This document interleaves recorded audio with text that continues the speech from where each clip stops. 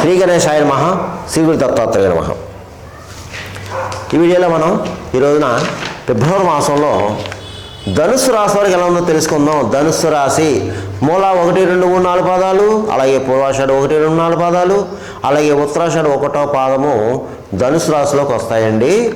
అయితే ఈ రాశిలో ఉన్న స్త్రీలకి పురుషులకి మంచి కాలం నడుస్తుంది, శుభకాలం నడుస్తుందండి, బాగుందండి. గ్రహ సంచారం బాగుంది, యోగదాయకం ఉంది. అందరికీ అన్ని రకాలుగా అన్ని విధాల అన్ని రంగాల వరకు బాగుందండి. భయపడాల్సిన పని అయితే లేదు. ఇది ఒక రకంగా చెప్పాలంటే ఈ ఫిబ్రవరి మాసం ధనుసు రాశి వారికి అదృష్టకాలం అని చెప్పుకోవచ్చు. అదృష్టకాలమే మరి ఒక రకంగా చెప్పండి. ఎందుకంటే గత 3-4 నెలలుగా బాధపడుతున్నారు ధనుసు రాశి వారు. ఈ బాధలో కష్టాలు కన్నీరు అన్నీ మబ్బు విన్నట్టు విడిపోయినాయండి. మంచి కాలం నడుస్తుంది, ఆత్మవిశ్వాసం లక్ష్యాన్ని చేరుస్తుంది, అలాగే అభిష్ట సిద్ధి విశేషంగా ఉంది. ఇకపోతే ఆరోగ్య విషయంలో కూడా బాగుంది, గతంలో కంటే బాగుందండి. ఆరోగ్య విషయంలో ఆర్థికంగా బాగుంటుందండి, ఆర్థికంగా బాగుంటుంది. చక్కగా రావాల్సిన బాకీలు వసూలవుతాయి, ఇవ్వాల్సినవి ఇస్తారు, చక్కగానే బాగుంది. అయితే పెట్టుబడి విషయంలో మాత్రం జాగ్రత్త అండి. కాస్త ఎక్కువ పెట్టుబడి విషయంలో మాత్రం చూసుకుని పెట్టుకోండి. కొన్ని విషయాల్లో అనుభవజ్ఞుల సలహా తీసుకోండి. అలాగే కుటుంబ సఖ్యత కనిపిస్తుంది, బాగుంది. దంపతుల మధ్య ప్రేమానురాగాలు ఉంటాయి. అలాగే గతంలో ఏదైనా చిన్న చిన్న మనస్పర్ధలు వచ్చి విడిపోయిన భార్యాభర్తలు కలుసుకుంటారు.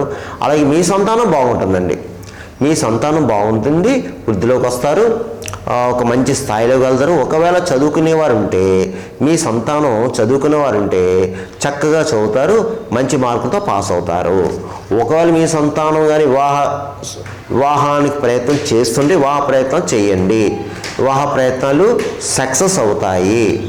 అలాగే ఇతర దేశం వెళ్ళేవారు అంటే చదువు రీత్యా ఉద్యోగ రీత్యా ఇతర దేశం వెళ్ళేవారు ఎవరైనా ఉంటే ప్రయత్నం చేసుకోండి, మీరు ప్రయత్నాలు సక్సెస్ అవుతాయి. ఇక సంఘంలో పరపతి పెరుగుతుంది, గౌరవ మర్యాదలు పొందుతారు.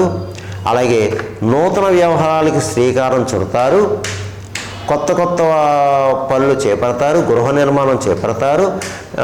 ఒకవేళ గతంలో గృహ నిర్మాణం చేపట్టి కొన్ని అవాంతరాలు వచ్చి ఆగిపోయిన వాళ్ళు ఉంటారమ్మా, మీరు మరలా ప్రారంభించవచ్చు. అలాగే వాహన యోగం కనిపిస్తుంది, వాహన యోగం కనిపిస్తుంది. తర్వాత అధికంగా నిలదొక్కుంటారు, విందు వినోదంలో పాల్గొంటారు, విలాస వస్తువులు కొనుక్కుంటారు, శుభకార్యాలకు హాజరవుతారు, శుభకార్యాలు పాల్గొంటారు. అలాగే కొంతమందికి అయితే మీ గృహంలోనే శుభకార్యాలు జరగడానికి అవకాశం కనిపిస్తుంది. ఏదైనా మనోధైర్యంగా ఉంటారు, మనోనిబ్బరంగా ఉంటారు, ఆత్మవిశ్వాసంతో ఉంటారు. ముఖ్యంగా గురువుల్ని బ్రాహ్మణుల్ని పెద్దవాళ్ళని గౌరవించండి అమ్మా, మీకు మేలు జరుగుతుంది. ఎవరిని దూషించొద్దు, ఎవరి మీద చెడు కామెంట్స్ పెట్టవద్దు. ఇకపోతే మంచి మంచి ప్రణాళికలు వేసుకుంటారు, మీరు ఈ మాసం సక్సెస్ అవుతారు. మీరు ఎలా చూసినా మీరు సక్సెస్ అవుతారండి. ధనుసు రాశి వారు ఈ ఫిబ్రవరి మాసం బాగుందండి, మీ పనులు ముందుకు వెళ్తాయి, ముందుకు సాగుతాయి. అది ఇందులో కొంతమంది బద్ధకస్తులు ఉన్నారు, బద్ధకస్తులు కూడా బద్ధకాన్ని వెన్నాడి ప్రయత్నం చేస్తే సక్సెస్ అవుతారు. అందులో ఏమాత్రం సందేహం లేదు లేదు లేదు. ఇక రియల్ ఎస్టేట్ రంగంలో వరకు బాగుంది, స్పెక్యులేషన్ లాభిస్తుంది, మోటార్ ఫీల్డ్ వరకు బాగుంది, ప్రైవేట్ కాంట్రాక్ట్స్ బాగుంది. అలాగే టీవీ సినిమా రంగంలో ఉన్న వరకు బాగుంది, అన్ని రకాలుగా బాగుంది. మంచి మంచి అవకాశాలు వస్తాయి. ఇక రాజకీయ నాయకులకి బాగుందండి, గతంలో కంటే బాగుంది. ప్రజలు గుర్తింపు తెచ్చుకుంటారు, మంచి మంచి కార్యాలు చేపడతారు. అయితే మీకు కాస్త నరఘోష ఉంది, చూసుకోండి. ఇక అన్ని రకాల వ్యాపారస్తులకు బాగుందండి, వ్యాపారం చక్కగా సాగుతుంది. మీకు జాయింట్ వ్యాపారస్తులకు బాగుంది, మంచి లాభాలు వస్తాయి. ప్రభుత్వ పరంగా ప్రైవేట్ రంగంలో ఉద్యోగస్తులకి బాగుంది. స్థల మార్పు కనిపిస్తుంది ఉద్యోగస్తులకి, అయినా పర్వాలేదు. ఇకపోతే ముఖ్యంగా చదువుకునే విద్యార్థులు మీరు మాత్రం చక్కగా చదవాలి. ఎందుకంటే పరీక్షలు ఎగ్జామ్స్ వస్తున్నాయి, మీరు చక్కగా చదవాలి, చదివి మంచి మార్కులతో పాస్ అవ్వాలి. మీకు భవిష్యత్తు చూసుకోండి, బంగారు భవిష్యత్తు ఉంది. ఇకపోతే అమ్మాయిలు కూడా ప్రయత్నం చేసుకోండి, బాగుంది మీకు. ఇక విదేశాలకు వెళ్ళే ఎవరు ఉంటే అంటే చదువురీత్యా ఉద్యోగరీత్యా విదేశాలకు వెళ్ళేవారు కూడా ప్రయత్నం చేసుకోండమ్మా. తప్పకుండా మీ ప్రయత్నాలు సాగుతాయి, సమయం బాగుంది. అలాగే కొంతమంది విదేశాల్లో ధనుసు రాశి వారు విదేశాల్లో జాబులు లేవు, అయితే జాబులు కూడా వస్తాయండి. ఇతర దేశం ఉన్న వారికి జాబులు వస్తాయి, అయితే స్థల మార్పు కనిపిస్తుంది. ఇతర దేశంలో ఎవరైతే ఉన్నారో జాబు లేని వాళ్ళు జాబ్ వస్తుంది, కానీ కాస్త ప్లేస్ చేంజింగ్ ఉంటుంది. బాగుందండి, అన్ని విషయాలు బాగున్నాయి. ఇకపోతే ఈ ధనుసు రాశి వారికి నేను చెప్పేది ఏంటంటే ముఖ్యంగా నేను చెప్పిన ఈ మాస ఫలితాలు కేవలం మీకు 40% పనిచేస్తుంది. మిగతా 60% కూడా జన్మ జాతకం మీద ఆధారపడుతుంది. ఎందుకని మీ జన్మ జాతకంలో ఉన్న లగ్నాతో ఉన్న గ్రహాల యొక్క పరిస్థితి, స్థితి, జరిగే దశ, అంతర్దశ దాన్ని బట్టి కూడా ఉంటుంది. ఎందుకంటే చెప్పినవి కొంతమంది జరగచ్చు, కొంతమంది జరగకపోవచ్చు. గురువుగారండి మీరు చెప్పిన ఫలితాలు బాగున్నాయి జరిగాయని కొంతమంది కాల్ చేస్తున్నారు. గురువుగారండి మీరు చెప్పి జరుగుతా లేదని కొంతమంది కాల్ చేస్తారు. నేను ప్రతి వీడియోలో చెప్తున్నానమ్మా, దయచేసి గమనించండి, ఒకసారి పరిశీలించుకోండి. మీకు ఏమైనా సమస్య ఉంటే మీరు దగ్గరలో ఎవరైనా మంచి పండితులు ఉంటే పండితులు పరిశీలించుకోండి. ఒకవేళ నాకే కాల్ చేయాలంటే అపాయింట్మెంట్ తీసుకోండి, కింద నెంబర్ ఉంది. ఇక ఈ ఫిబ్రవరి మాసంలో ధనుసు రాశి వారికి నేను చెప్పిన పరిహారాలు చేసుకుంటే మీకు ఈ మాసం అంతా యోగిస్తుంది. అది ఏమిటి అంటే ముఖ్యంగా ఈ ఫిబ్రవరి మాసం ఒక రకంగా మాఘమాసం అనగా శివుడికి విష్ణువుకి చాలా ప్రీతికరమైన మాసం, చాలా ప్రీతికరమైన మాసం. మన కర్మ కడుక్కోవడానికి వచ్చిన మంచి సమయం, అవకాశం కూడా. అందుగురించి ఏంటంటే శివుడికి ఈ అవకాశాన్ని బట్టి ఫిబ్రవరిలో అభిషేకాలు చేయించుకోండి, పంచామృత స్నాన అభిషేకాలు చేయించుకోండి. అలాగే సకల శత్రు రోగ రుణబాధలు ఉన్నవారు ఒక 4 పదార్థాలు చెప్తాను, 4 పదార్థాలతో అభిషేకం చేయించుకోండి. అది ఏమిటి అంటే 1 ఆవు పాలు, చెరుకు రసం, దానిమ్మ రసం, ద్రాక్ష రసం.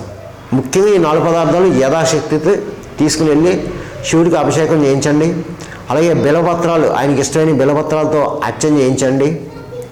అలాగే మీకు దగ్గరలో కానీ ఎర్రగన్నేరు, తెల్ల జిల్లేడు పువ్వులు, మందార పువ్వులు, ఇలా తామర పువ్వులు ఏమన్నా దొరికితే ఆ పువ్వులతో కూడా అర్చన చేయించండి.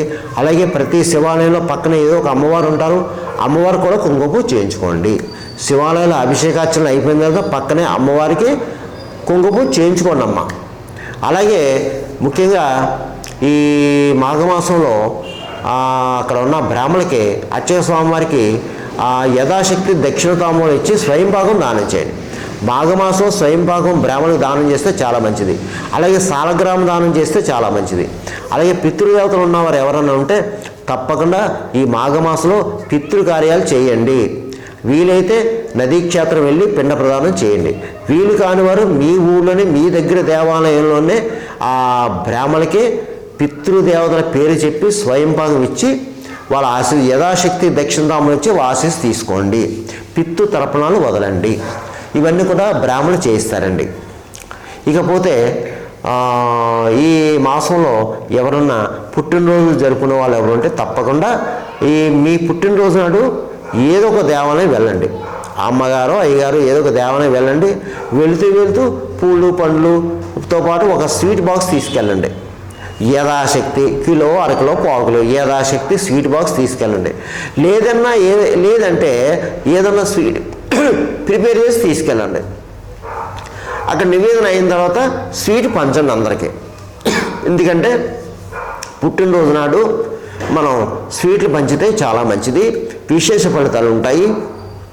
అలాగే పుట్టినరోజు నాడు మీ దగ్గరలో ఏదైనా అనాథ ఆశ్రయాలు ఉంటే ఆ అనాథ ఆశ్రయాలకు వెళ్ళి ఏదో యథాశక్తి ధనాన్నో, వస్త్రాల్లో, బియ్యం దానం చేయండి, మీకు మేలు జరుగుతుంది.